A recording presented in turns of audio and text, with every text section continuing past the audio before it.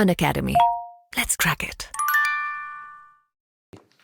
So, first of all, let me ask you now, Pandit Jawaharlal Nehru and Mahatma Gandhi, what kind of relationship the two enjoyed? And were there any points of discord or ideological differences between the two? Can you cite some examples also? Sir, Jawaharlal Nehru and Mahatma Gandhi, they enjoyed a very good relationship. Mahatma Gandhi treated Jawaharlal Nehru, like his next successor, and he also made him so. Sir, also the two disagreed on some points. For example, Jawaharlal Nehru was heavily focused on industrialization and modernization, while Gandhiji wanted to promote the traditional industries, and he was a little conservative in this regard. So I think Gandhiji was a little conservative in the approach, while Jawaharlal Nehru wanted to embrace modernity. Okay, very good. Uh, what do you understand by MSMEs and what is their contribution to this country? Sir, MSMEs are the micro, small, and medium enterprises. Sir, they provide employment to a large proportion of our population, and they are the mainstay of our industrial sector at this point. Because India certainly has large industries, but a large contribution has been done by the MSMEs, and they help in employment generation and the overall economic growth, sir. Does MSME form part of the Atmanirbhar Bharat injection package which was given by the government? Sir, I do not recollect it, but sir, I think so. It was part of the package, sir. Okay.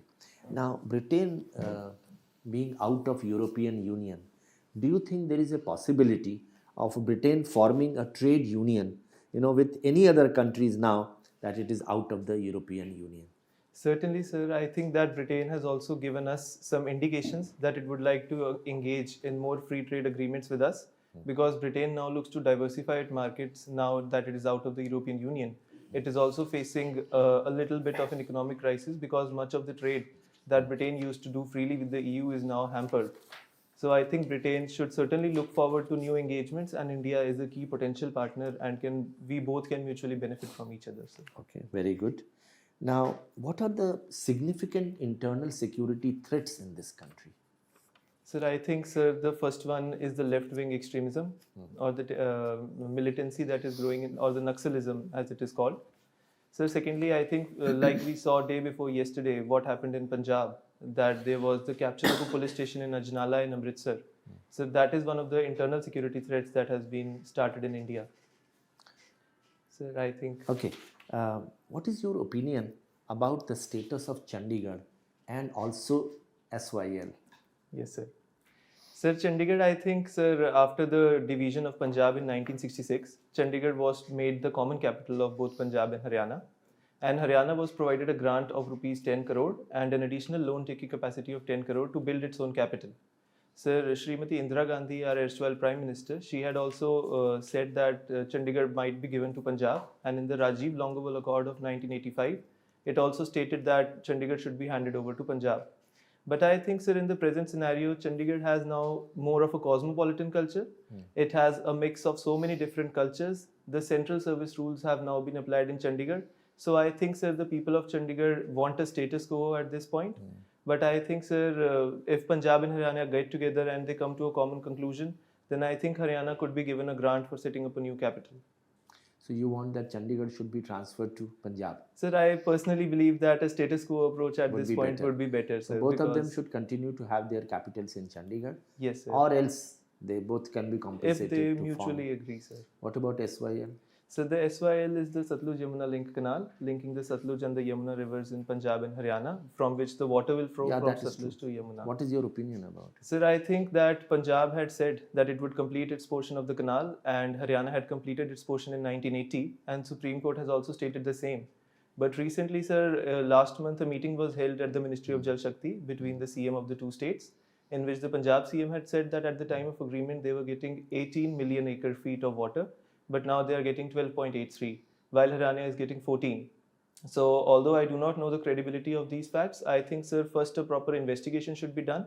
And in case the Punjab farmers are getting less water, I think, sir, because Punjab and Haryana both form the food basket of India, and already the economic status and the agricultural status in Punjab is failing. So I think it would be unfair to the farmers of Punjab if we continue with it. Although the correct method would be to continue with the canal, but I think, sir, a proper research should be there as to how much water each state is getting, so that there is no unfairness. Very good.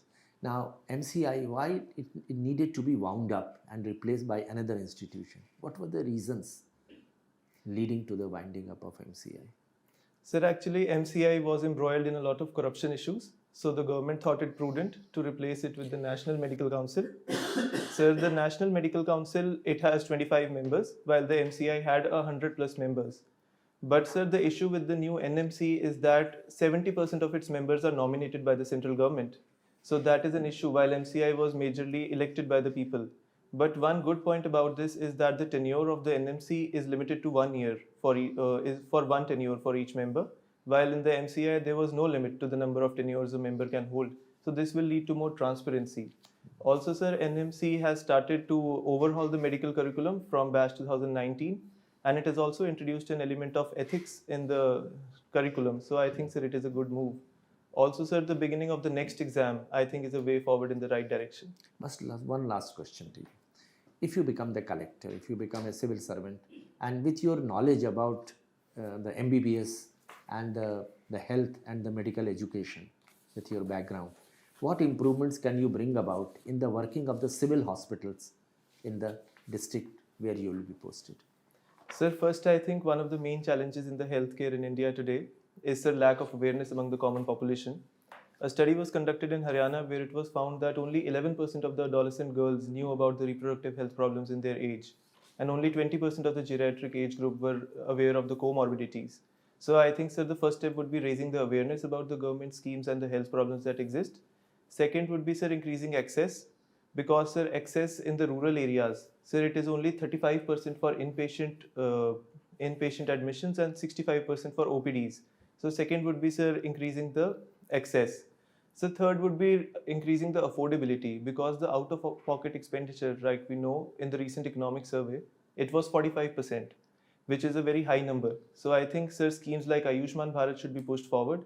And sir, fourth would be increasing accountability, because sometimes, sir, cases of corruptions do arise between collusion between the doctors and the medical representatives.